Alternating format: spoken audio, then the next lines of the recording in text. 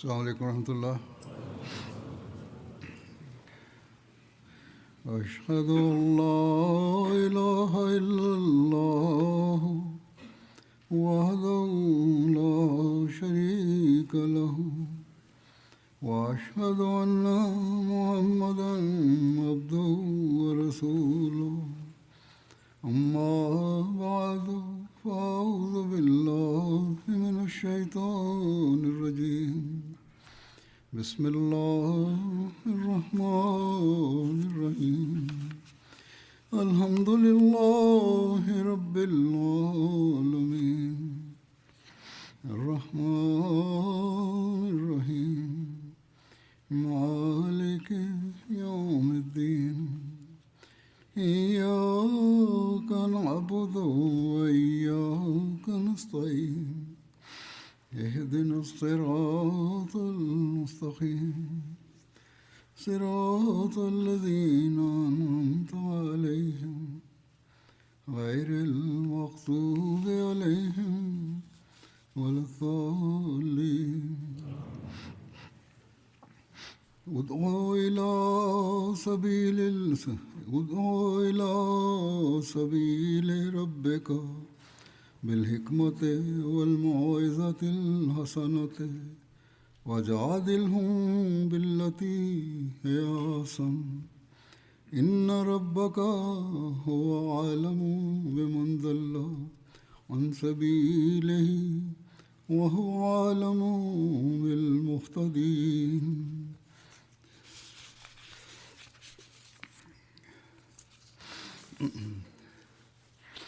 Evet ve güzel bir delille onlarla tartış. Kesinlikle senin Rabbin yolundan sapmış olanı en iyi bilir. O en iyi bilim sahibidir.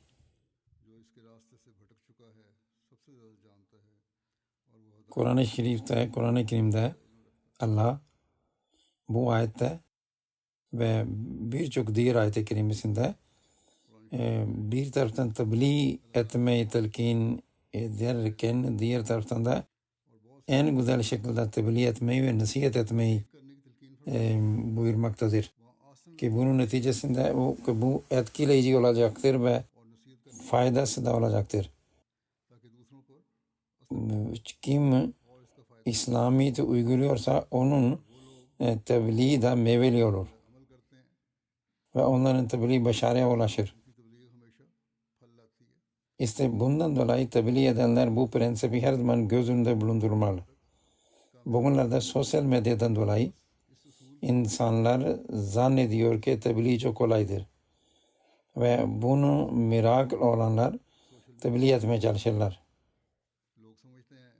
Bazıları bu özgürlük bulunduğu ülkelerde halka açık olanlara gidip tebliğ ederler. Ki Pakistan gibi ülkelerde tabii ki tebliğ yasaktır, orada bu mümkün değildir. Bu güzel bir şeydir böyle gidip tebliğ etmeleri. Ancak tebliğ etmenin de bazı şartlar ve edepler vardır. Ve bunlar insan göz önünde bulundurmak zorundadır. Allah-u Teala bu ayette buyurduğu gibi işte bunu anlayın ve buna göre tebliğ edin. Çünkü bazı kimseler tebliğleriyle insanlara olumsuz etkilerler ve tersin etki yapar tebliğleri. Ve bazen yabancılar Ahmediyete ve Ahmediyetin öğretisine itiraz ederler. Bazı kimseler yeni bu tebliğ meydanına inmiş, sahasına inmiş olurlar ve ellerinde çok iyi deliller olduğunu zannederler. Halbuki daha bunu tecrübe sahibi değiller ve bunu yapamıyorlar. Ve sonra da işte umusluğa kapılırlar. Halbuki umusluğa kapılmasına gerek yok. Bir de çok tebliğ, çok güzel deliller var. Cemaat-i Ahmediye ne söylüyorsa Allah'ın lütfuyla hikmet ve delille onu sunuyor. Ve Allah'ın verdiği öğretisi, Peygamber Efendimiz sallallahu aleyhi ve sellem verdiği öğreti ışığında Kur'an'ın içinde indirdiği öğretine göre Ahmediyet delil sunuyor. İşte bundan dolayı her zaman bunu tebliğ edenler göz önünde bulundurmalıdırlar. Biz tebliğ ederken en güzel şekilde tebliğ etmeliyiz. Bir keresinde Hazreti Mesih-i Maud Aleyhisselatü Vesselam şöyle buyurdu. Çok önemli bir şey söyledi. Bana soruldu huzur diyor. Mesih Vesselam diyor. Amerika ve Avrupa'da İslam tebliğini yaymak için ne yapmalıyız? Acaba işte İngilizce bilen Müslümanlar Avrupa'ya, Amerika'ya gönderilsin ve orada onları tebliğ etsinler. Mesih Mesih şöyle diyor. Ancak ben genellikle ben bunu evet demeyeceğim. Huzur diyor ki bu çok önemli bir şeydir. Mesih diyor ki sadece dil bilmek yetmez. Dini bilgi sadece dil bilmekle dini bilgi sahip de demek değildir. Bu konuda insan bilgisini de artırmak, dini bilgisini artırmak zorundadır. Burada farklı yerlerde insanlar tebliğ ederler. Ancak muhaliflerin sorularını, tam cevaplarını mükemmel bir şekilde veremiyorlar.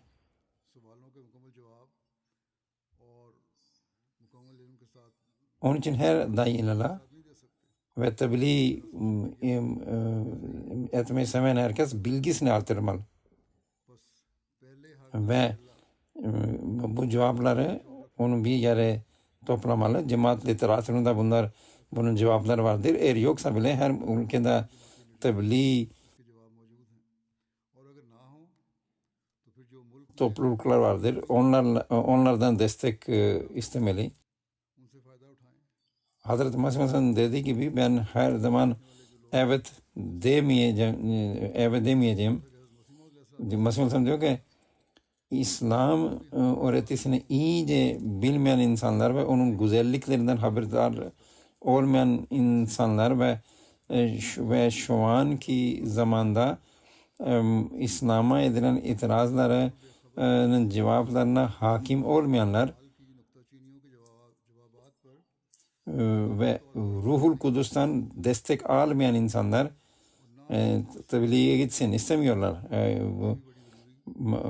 Böyle kimselerin bizim tarafından gitmeleri hiç uygun değil. Huzur diyor ki bakın Mesih Mesih diyor ki Ruhul Kudüs'ten onlar destek almalılar. Yani benim mübelliglerin, benim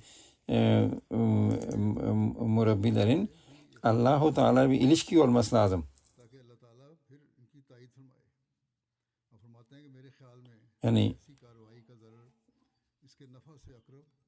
eğer biz bunlar yapmaksızın bir şeyler yaparsak, tebliğ edersek o zaman zarar fazla olur ve faydası az olur. Ancak genel olarak bu vasıflar taşımayan bir insan bir dâi Allah'ın tebliğinin faydası az olur. İşte onun için her dâi ilallah bilmeli, her tebliğ eden bilmeli ki eğer bir tebliğ edeceksek o zaman onun için şartlar vardır. Eğer bu şartlar yerine getirilirse o zaman faydası olacaktır.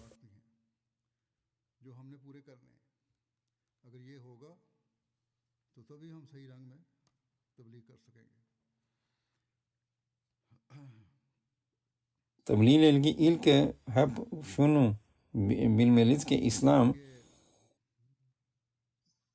tek dindir ve Peygamber sallallahu aleyhi ve sellem tek peygamberdir ki o bütün dünyayı kapsayan ilahi öğreti getirdi. Ve Allah-u Teala ona bütün dünya için, bütün kainat için peygamber müjdeleyici ve uyarıcı ve peygamber olarak gönderdi. Ancak dünya tarihine bakın. Müslümanların toplam nüfusu dünya nüfusunun 1/4'idir. Bunun sebebi nedir? Sebebine gelince hikmetle tebliğ etmemeleridir. Ve bu öğretinin anlatılmamasıdır. Müslümanlar zannediyorlar ki biz kılıç cihadı ile bunu insanlara bunu anlatabileceğiz. Halbuki bu tür cihad sadece mecbur vaktindedir. Allah-u Teala kafirler İslam'ı zorla sıldırmak istediği zaman, onu yok etmek istediği zaman Allah-u Teala buna izin verdi. O yüzden lillezine yukataluna bi ennahum zulemu ve ennallaha ala nasrihim lakadir. Allah-u Teala öyle buyurmaktadır. Yani sebepsiz savaşılanlar, onlara savaşılmaya izin verildi çünkü onlara zulmedilmiştir. Ve Allah onları desteklemeye kadirdir. Ve sonra tarih bize gösterdi ki, tarih buna şahittir ki Allah-u Teala onlara yardımcı oldu. İşte Allah-u Teala savaşmaya izin verdiğinde zulüm ediliyor diye izin verdi ama bugün din için bir savaş yapılmıyor. Müslümanlara zulmediliyor ama din adına bu zulüm yapılmamaktadır. Allah-u Teala ve Peygamber Efendimiz sallallahu aleyhi ve sellem Kur'an-ı Kerim'le cihadı en büyük cihadı demiştir. Cihad-ı Kebir demiştir. Onun için bugün de biz Müslümanların nüfusu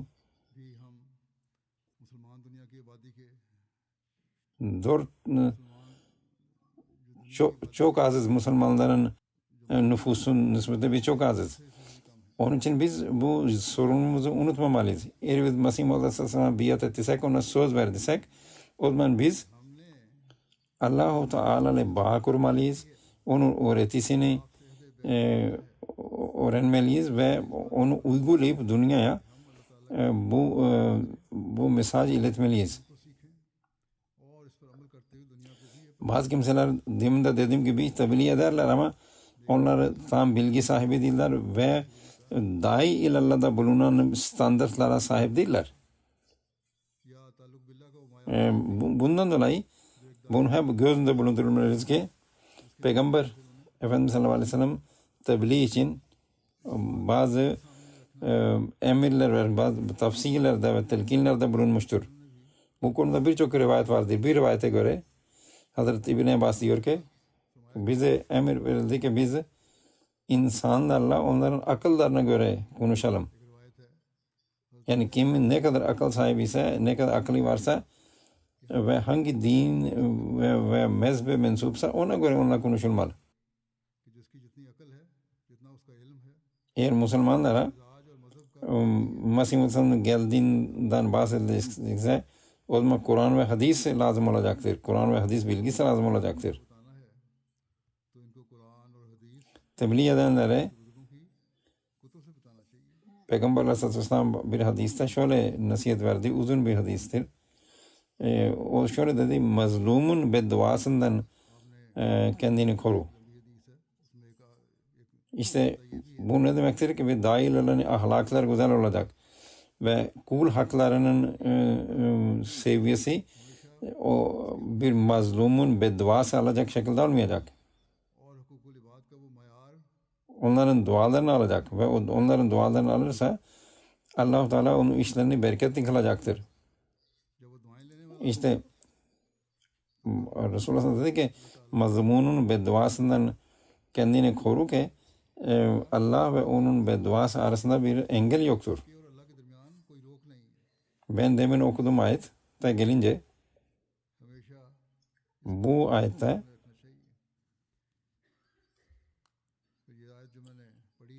işte buradaki güzel nasihat, muizatul hasena'dan bahsederken Mesih Aleyhisselam şöyle açıklıyor. Diyor ki yani yalan olan ittihamları muize hasena ile yani yumuşaklıkla ve güzel bir şekilde onlar uzaklaştırılmalı.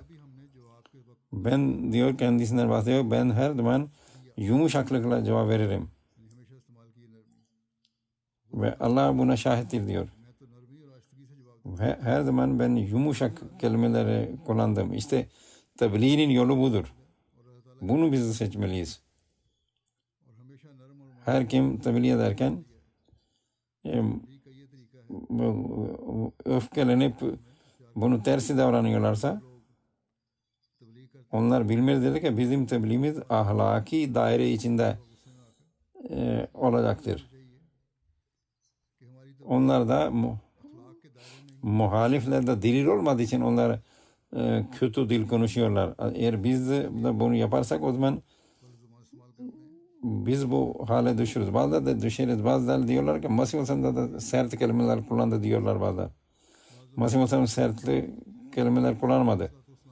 Eğer bir yerde bir böyle kelimeler kullandıysa onu Mesih Aleyhisselam diyor ki bunun cevabı şöyle diyor ki muhalifler tarafından bazen çok sert ve kötü dil kullanıldığında onlara karşı ben bir dil kullandım ve bu da ne nefsani bir duygu veya öfke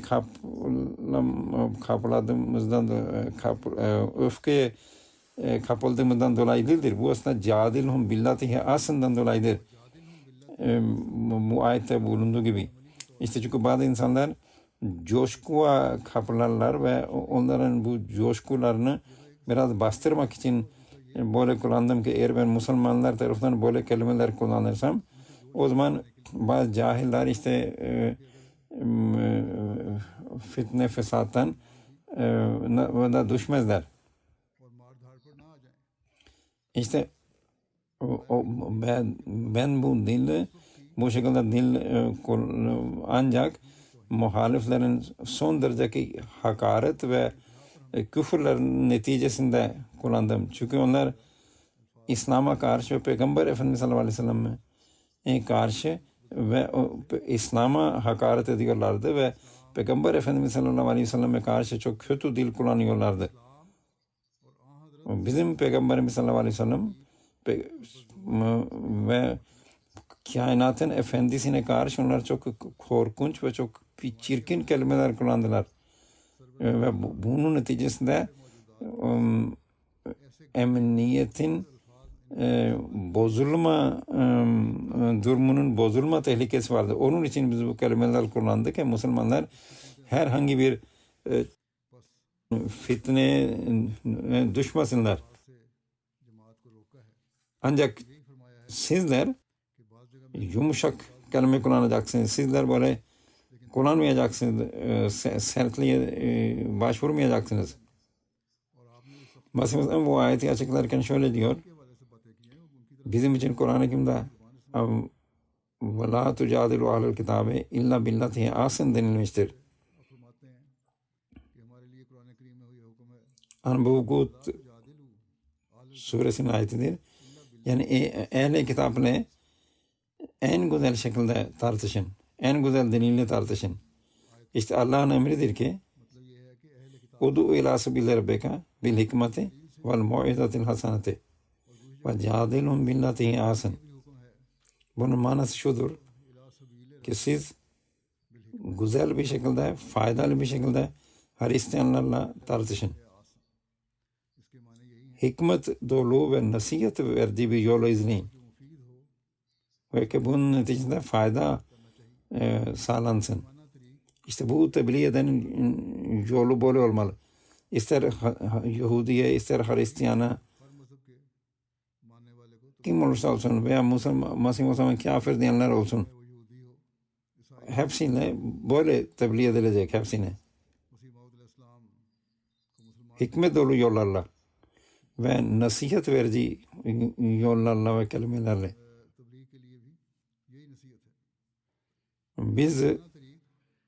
Bizim mesela diyor ki bizim öfkeye kapılmamız bu doğru değildir. Gerçek Müslüman ve İslam yolunun arifleri katiyen böyle yollara başvurmaz. Benimsemezler. Hazreti Müslim Maud radıyallahu anh'ın tefsiri Kebir'de bu ayeti açıklarken şöyle buyuruyor. Hikmetin manası lügat açısından hilimdir. Yani yumuşaklık. Yani yumuşaklıkla tebliğ edilecek. Allah-u Teala şöyle buyuruyor. Kim bu hikmet yolunu seçmezse o öfkeye kaplanacaktır ve doğru dürüst anlatamayacaktır. İkinci manası işte Allah'ın kelamının desteğiyle ve Kur'an-ı Kerim'in anlattığı delillerle anlatmak demektir. Bu hikmettir. Kendiliğinden işte kendi tarafından laflar söylemek doğru değildir. Eğer Müslümanlar bunu anlamış olsaydı onlar Hristiyanlığı ve diğer dinleri yenilgiye uğratırlardı. İşte eğer o Kur'an'ın kılıcıyla çıkmış olsaylardı çoktan kazanmış olurlardı. Ama ancak bugün dünyanın her nimet Müslümanlar elinde eğer yoksa o da bu Kur'an'ın bu nimeti, Kur'an kılıcının nimeti ellerinde yoktur. Müslümanların 54 ülkesi var. Ancak İslam öğretisiyle yapılması gereken cihadı yapmamaktadırlar. Hikmetin başka bir manası cehaletten uzaklaşmaktır. O zaman bunun manası budur. Öyle bir şekilde konuşun ki bunun neticede karşısındaki anlasın ve onun cahilliği uzaklaşsın. Ve muhatabın fehmine uygun konuşulmalı. Tıpkı Resulullah sallallahu aleyhi ve sellem buyurduğu gibi ki insanlarla onların akıllarına uygun bir şekilde konuşun.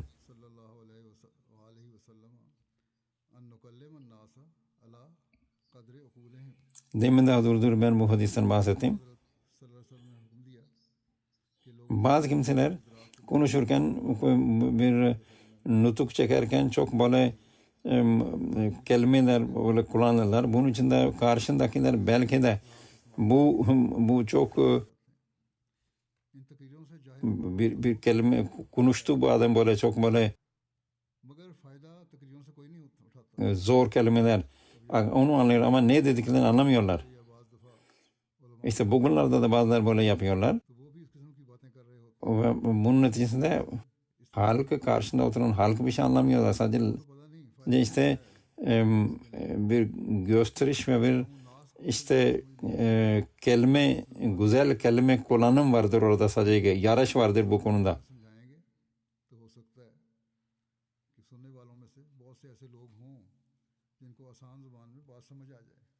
Muvafıkul halk kelamı da hikmet denilir Hazreti Müslim diyor. Bu açıdan bu ayet şu demektir. Öyle doğru, hak ve hak olan şeyler söyleyin. İşte bazı insanlar tebliğ ederken yanlış şeyler söylüyorlar. Ve abartılı başarılar anlatırlar. Halbuki Kur'an-ı Kerim'in öğretisi Resulullah'ın hadisleri göz önünde bulundurulmalı. Mesih Muhammed'in söyledikleri göz önünde bulundurularak tebliğ edilmeli. İşte yanlış şeyler söylemek bu yanlış bir yoldur.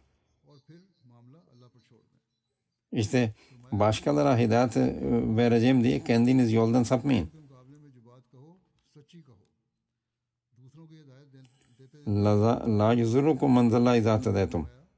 Allah-u Teala buyuruyor. Eğer siz hidayet üzerinde durduğunuzda başkasının delalete sebep sapmadığını umursamayın. Kendinizi koruyun. Eğer bir şey yanlışsa, günah ise Onu kullanarak ben başkasına hidayet veririm diye düşünmeyin.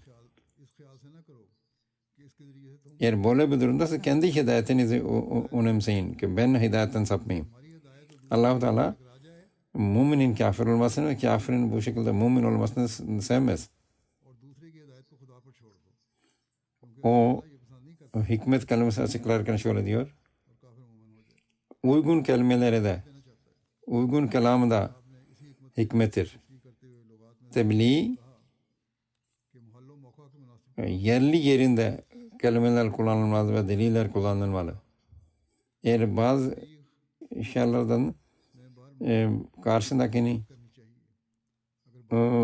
öfke kapılması endişesi varsa o zaman o delil kullanmayın.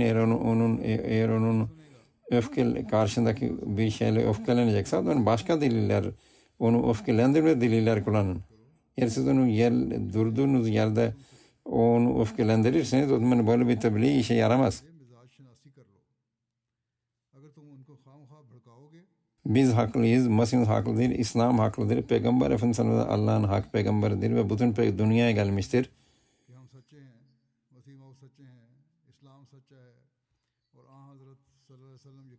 Bunları anlatmak istiyorsanız delille bunu anlatın.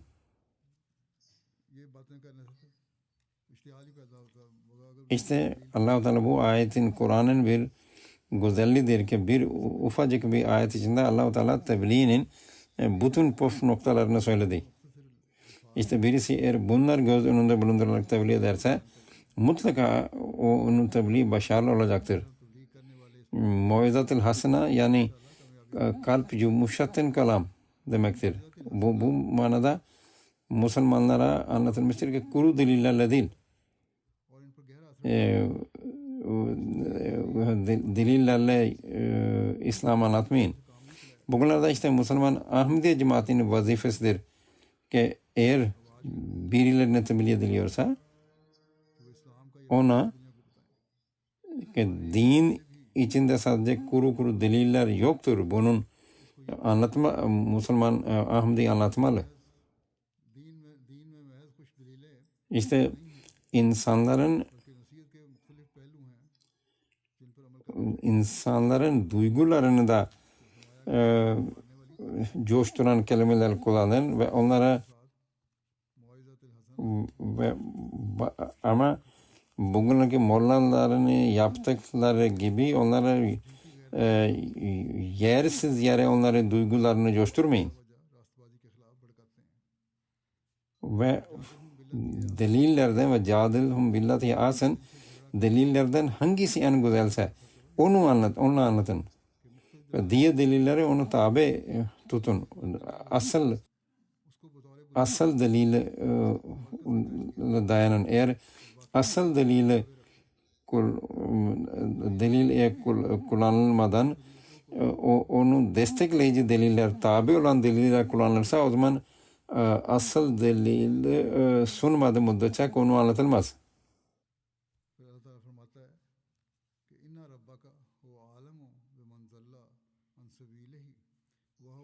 Allah Teala diyor ki Allah'ın yolundan sapmış olanı en iyi Rabbin bilir. Ve hidayet bilenler de o bilir. Hidayette olanlar da.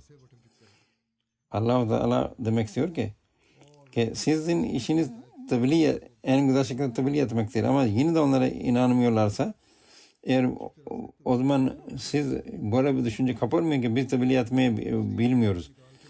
Mümkün de sizin tebliğinizde bir eksik olmama ihtimaliyle beraber onların kalplerinin paslanmış olma ihtimali de vardır. Hazreti Mesih Muhammed şöyle buyuruyor. Birçok molla minberlere çıkarlar. Kendilerine naib-ı Resul derler. Peygamberin naibi.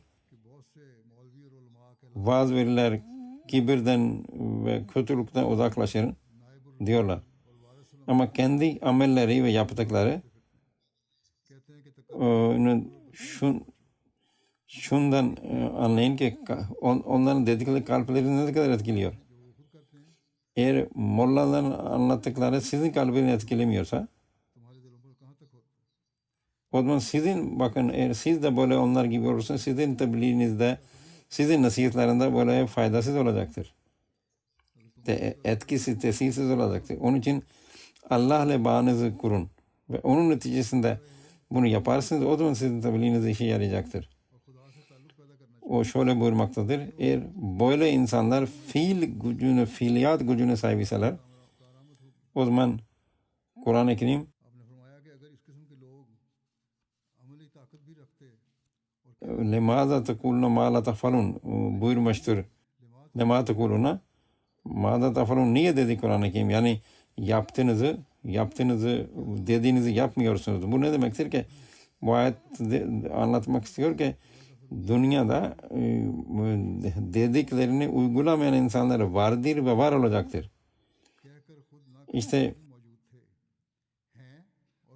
bazı insanlar vardı ki tebliğ ederler,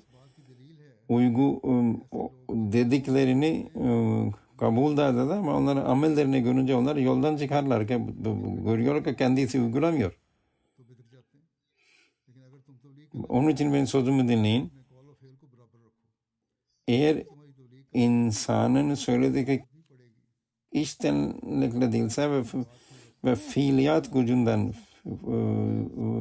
yoksunsa o zaman bir faydasızdır. Onun için Peygamber Efendimiz sallallahu aleyhi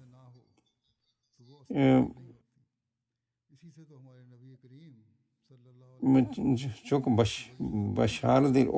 Onun kadar etkileyici gücüne kimse sahip değildi. Çünkü onun yarattığı etkinin bir benzeri yoktur. Bu neden gerçekleşti? Çünkü onun sözü ve özü aynıdır. Onun sözü ve özü aynıdır. Yaptıklarıyla sözler arasında bir fark yoktu. İşte o zaman biz de bunu uygulamak zorundayız. Peygamber Efendimiz sallallahu aleyhi ve sellem'in öğretisini uygulamak zorundayız. Rabbimizle Allah'la iyi bir ilişki ve bağ kurmak zorundayız. Hazreti Mesih Aleyhisselam şöyle diyor. Mümin iki renkte olmamalı. Her zaman onun sözü ve fiili aynı olmalı. Ashab-ı kiramın gösterdiklerini siz de gösterin. Sıdk ve vefa örneklerini sergileyin.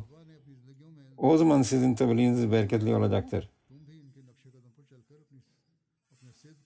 Şimdi ben efendim sosyal medya elimizdedir. Onun için ben iyi tebliğ edebilirim diye düşünmeniz doğru değildir. Cadilhum billati asen Mesih Mesih şöyle açıklıyor. Kim tebliğ edecekse ancak biliniz ki bir söz bir şekilde söylenince dostu düşman yapar. Ama aynı şey başka bir şekilde anlatınca o düşmanı dost yapar. İşte cadilhum billati asen uygun davranın. Ve işte bu şekilde konuşmanın adı hikmettir. Allah da yu'til hikmet men inşallah dilediğine hikmet verir buyurmaktadır. O şöyle diyor. İslam'ın doğruluğunu göstermek için siz gerçek mümin olma örneğini sergileyin. İşte onun için sadece biz tebliğ ettik ve yetmez. Mesaj iletmekle beraber biz kendimizi ne kadar değiştirdik seni biz düşüneceğiz ve bunu da göz önünde bulunduracağız. Hiç kimse biz Ahmediyiz diye böbürlenmemeli. Biz tebliğ ediyoruz böbürlenmemeliyiz. Biz dâiyle sayıldık. Bu doğru değildir. En olmaz gerçek Müslümanın örneği siz de olmalı. İşte bu güzel örnek olduktan sonra o zaman siz bunun kemallerini dünyada yayın. Bunun neticesinde dünyada değişiklik olacaktır ve o kemaller dünyada zuhur edecektir. O şöyle buyuruyor. kelam ederken, konuşurken düşünerek söz çıkarın. Çok konuşmakla tebliğ edilmez. Bazen bir puf noktası söylenir. Ondan sonra insan susmalı ve sonra tekrar böyle vakit geldiğinde hiç yorulmadan böyle bir puf nokta söylemeli. İşte efendim bir gün biz bir tebliğ kampı kurduk ve ondan sonra iş bitti. Bu yetmez. İşte bugünlerde insanlar, Hazreti Müslim diyor ki bugünlerde insanlar Allah ile ilişkiyi bir delilik zannederler. Eğer sahabe-i kiram bu devirde olsaydı bu insanlar onlara kafir diyeceklerdi. İşte dünyevi düşüncelere dalınca, dünya dalınca insanın kalbi sertleşir. İşte bu durumdaki insanlara ne etkilenecektir insan böyleyse karşısındaki. Onun için düşünmeyiniz ki biz filanca molla ve filanca dünya düşkünü biz illa da İslam'a kavuşturacağım diye yapacağız. Bizim işte onlara Mesih Musa geldi. Bunu anlatmak bizim vazifemizdir.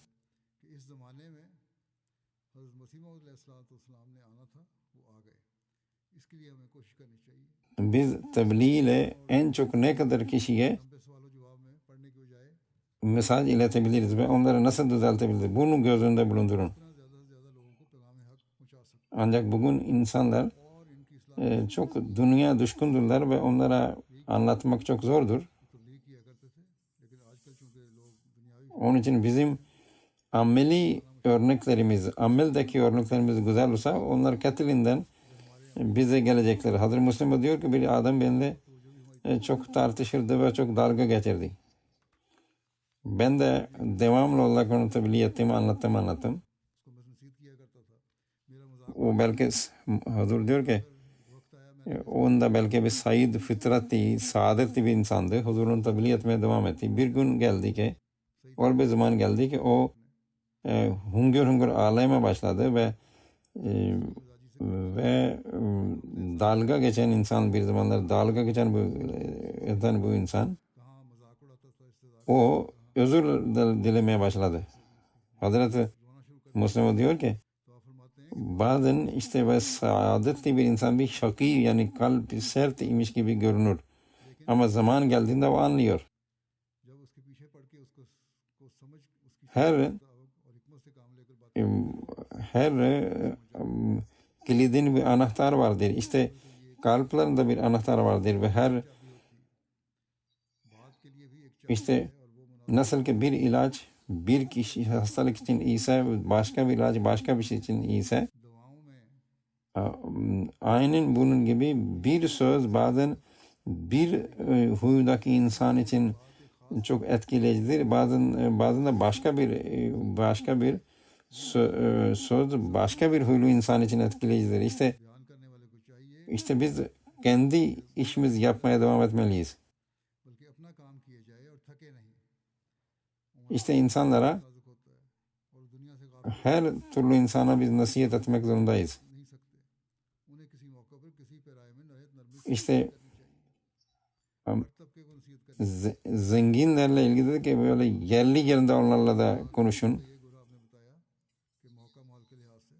Mesela Firavun'a Hazreti Musa gönderildiğinde Allah Teala dedi ki onunla yumuşaklıkla konuşun.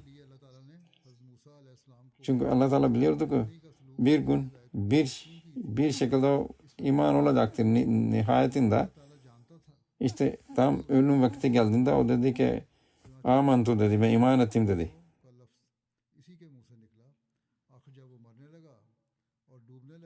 Hazreti Müslim Maud radıyallahu anh bu tebliğ konusunda Hazreti Yusuf'un örneğini veriyor. Hazreti Yusuf hapse atıldı.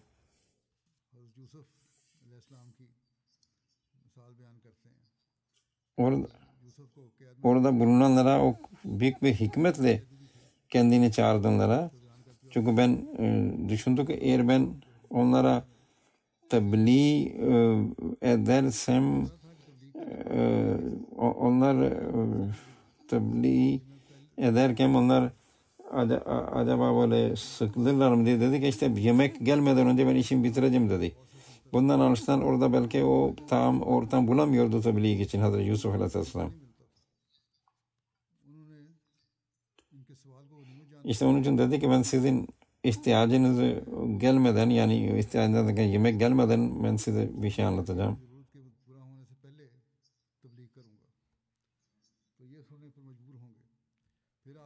İkincisi Resulullah sallallahu aleyhi ve örneğidir. Resulullah sallallahu aleyhi ve sellem peygamberlik iddiasında bulunduğunda ve insanlar onun sözünü dinlemiyordu. Nitekim Resulullah sallallahu aleyhi ve sellem bir yemek davetini ayarladı. Ancak onlar kalkıp gittiler. Tekrar onları davete çağırdı. Ve yemek gelmeden önce onlara kendi iddiasından bahsetti ve böylelikle yemekten önce onlara kendi tebliğini etmiş oldu. Böylelikle işte bu sünnete tabi olarak biz de bunu uygulamalıyız ki doğruyu söyleyeceğiz ama insanlara yük gibi gelmeyecek şekilde onlara anlatılacak. Ve hikmetle insan konuşmalı. İşte Avrupa ve Amerika'nın Müslüman olabileceği kimsenin aklına bile gelemeyeceği zamanda Hazreti Mesih Maud Aleyhisselam kendi yazdıklarını çevirdi. İngilizce çevirip gönderdi. İşte Mesih Aleyhisselam bir cemaat kurulduğunda ona dedi ki cihad İslam'ın artık namaz ve zekat gibi emridir ve hiçbir şekilde bu bırakılamaz. İşte aynı namaz ve zekat gibi her zaman içinde cihad da emri de uygulanacaktır. İşte bu devirde cihad nedir? Bize suçluyorlar diyor ki biz buna cihad etmiyorlar. Biz cihad ediyoruz. Gayrimüslimler suçluyorlar buna cihad etmiyor diye. Ahmadiler. Halbuki bizim yaptığımız cihattır. Tebliğ ederek biz İslam'ı yayıyoruz. Ve biz böylelikle bir İslam ve Ahmediyeti tebliğ etmektedir. Ve böylece Allah'ın emrini yerine getirmektedir. Afrika'da, Amerika'da, Avustralya'da bizim tebliğ merkezlerimiz vardır. Niye bunlar var? Çünkü bu cihad emrini uygulamak içindir. Onun için bunlar cihadı reddediyorlar demeleri tamamen yanlıştır. Hazreti Mesih Maud Aleyhisselam şöyle buyuruyor. Cihadı kalem ile yapın. Sizin kaleminizin uçları bunlar kılıcınızın uçlarıdır. İşte bu devirde kalemle cihat çok önemlidir. İşte bunu her zaman göz önünde bulundurmalı. Bu gayrimüslimde anlatılmaz ki siz bize ne tartışıyorsunuz?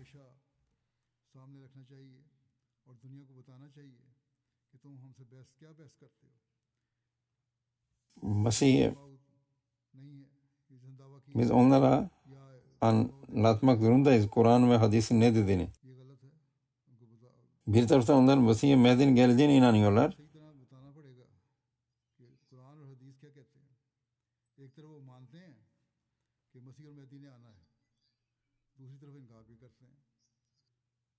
Yani biz onlara anlatmalıyız ki bizim asıl gayemiz İslam yeryüzünü galip kılmaktır. Peygamber Efendimiz bütün dünya için peygamber olarak geldi. Biz bütün dünyayı İslam bayrağı altına çekmedi müddetçe biz çok çalıştık diyemeyiz. जब तक हम दुनिया को इस्लाम के झंडे तले नहीं ले आते हम किस तरह कह सकते हैं कि हमने बहुत काम İşte bugün bu şekilde cihad etmek bizim vazifemizdir. काम है Bizim cihadımız कि ये इस तरह का जिहाद करें. bu olunca, bu gerçekleşince başarılı olacaktır. İşte Müslümanların bugünlerde cihad diye yaptıkları şey bu cihad değildir. चाहते हैं मुसलमान ये कोई कारामत जिहाद है, इसका कोई नतीजा निकल रहा है. Hazreti Mesih Maud'un söylediği şekildeki cihadı bu devrin cihadıdır. जिसका जिसका हज़रत मसीह अलैहिस्सलाम ने जिसके बारे में हमें बताया ना कि तलवार से, Ancak bunu इसका नतीजा भी akıl ile ve hikmetle onlara anlatmalıyız. Tebliğ yollarını hikmetle, tebliğ yollarını, araçlarını hikmetle kullanan murabbiler de bu konuda bir ordu hazırlamalıdırlar bu şekilde cihad edecek olan. Böylelikle onlar büyük bir sorumluluğa sahiptirler. फौज तैयार करें जो ये जिहाद Onlar sadece cemaatin eğitiminden, terbiyesinden sorumlu değiller. कहता हूँ उनके एक जिम्मा एक बहुत Cemaati Allah ile bağ kurmaktan da sorumlular. Bunu yaparlarsa bu bilgileri de artacaktır. Bunu yaparlarsa biat ahadini yerine getirmiş olacaklardır. और उन्हें इस जिहाद के लिए Hazreti Muhammed radıyallahu anh şöyle diyor. ये करेंगे तभी Tebliğ konusu anlatırken bir murabbi nasıl olması gerektiğini anlatırken şöyle dedi. एक दो फरमाया था Hatta birkaç kere bunları anlattı. Onlar uzundur. Başka bir zaman onları anlatacağım. Şu an ben sadece özet olarak bir iki şey söyleyeceğim. फरमाइए मुरब्बियान को, लेकिन वो तो Birincisi, कहीं मौका हुआ तो बयान करूंगा, bir murabbide tezkiye nefs olmalı. बयान कर देता हूँ. Yani onun içi arınmış olmalı, tertemiz olmalı. बात ये है Allah sevgisiyle. तज़किया नफ्स होना चाहिए. Ve kendisi ibadet eden olmalı ve cemaati de bu konuda cemaati de buna çekmeli. Kendisi Kur'an okuyan, Kur'an'ı inceleyen ve cemaat ferdilerini de bunu alıştıran olacak. Kendisi Allah zikre ilahi yapan olacak ve cemaat ferdilerini de buna बात ये होना चाहिए çekecek. Onun kendi kütüphanesi olmalı murabbinin. Ve böylelikle insan okumaya alışıyor. इस तरह भी तवज्जो दिलाई आपने. İşte bugünlerde लाइब्रेरी भी kitaplar taşıma, bulundurma böyle bu azdı, bu revaç bitti ama Al-İslam'da bir sürü kitap var. Oradan okumalı. इस्लाम पर वेबसाइट पर Ve kim सारी किताबें हैं. kitabı almayanlar en azından bu şekilde kitaplar okumalı. Tevekkül Allah başka bir yoldur. Bu her murabbide olmalı. और मुतालिया के लिए एक वक्त, Her şeyi övünün फिर इसी तरह तवक्कुल kaynağı Allah'tır. Onu insanın iman olmalı. Ve onun ही नहीं होना चाहिए.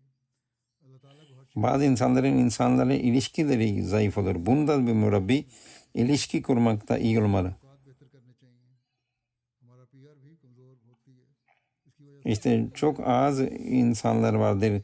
İşte başkalarıyla iyi ilişki kurmaya, daha yakın ilişki kurmaya alışmış çok insan olmaz. से हम इसमें बढ़ेंगे, Sonra टीम को भी आगे बढ़ाएंगे. kötülüğe karşı direnme gücü de bir murabbide olmalı. तरदीद करने का भी हौसला होना चाहिए. Sonra o ये भी एक बहुत बड़ी खूबी है जो मुरब्बी में होनी चाहिए. sürekli olarak iyilik yapan olmalı. Yani birkaç gün ibadet etti, birkaç gün tebliğ etti, sonra bıraktı. Bu doğru değildir. İşte onun iyiliğinde sürekli olmak bir tebliğ eden bir kişinin. नहीं, बल्कि जहाँ वो Eğer murabbiler buna uyarlarsa cemaat içinde de bu ruh böyle जमात के अंदर yerleşecektir. Ve bunun neticesinde öyle dahileler hazırlanmış olacaklardır. भी यकीन ये रूह पैदा हो रही होगी. तब ऐसे दायाने Hazreti Musa diyor ki जो लोगों के जवाब भी सही dediği gibi sadece dil bilmekle insanlar tebliğ edemez. Onun için ilim önemlidir. वालों को सिर्फ Bilgi önemli, Allah'la ilişki önemlidir. तरीक नहीं आता. İşte bu birçok şey bir murabbide bulunmalı ve o bunu cemaate de bunları öğretmeli. Bunun ise büyük bir inkılap ve devrim meydana gelecektir.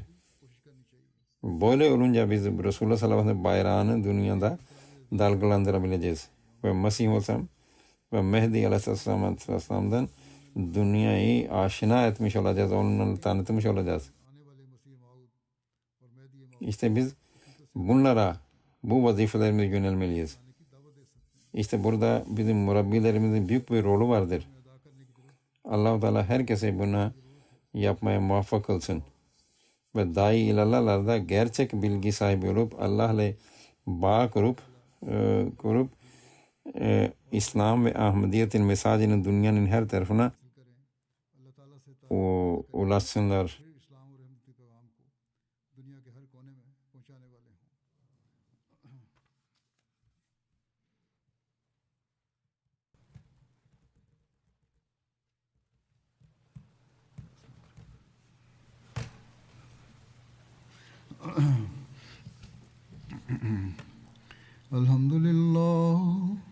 الحمد لله نحمده ونستعينه ونستغفره ونؤمن به ونتوكل عليه ونعوذ بالله من شرور أنفسنا ومن سيئات أعمالنا من يهده الله فلا مضل له ومن يضلل فلا هادي له ونشهد أن لا إله إلا الله ونشهد أن محمدا عبده ورسوله عباد الله رحمكم الله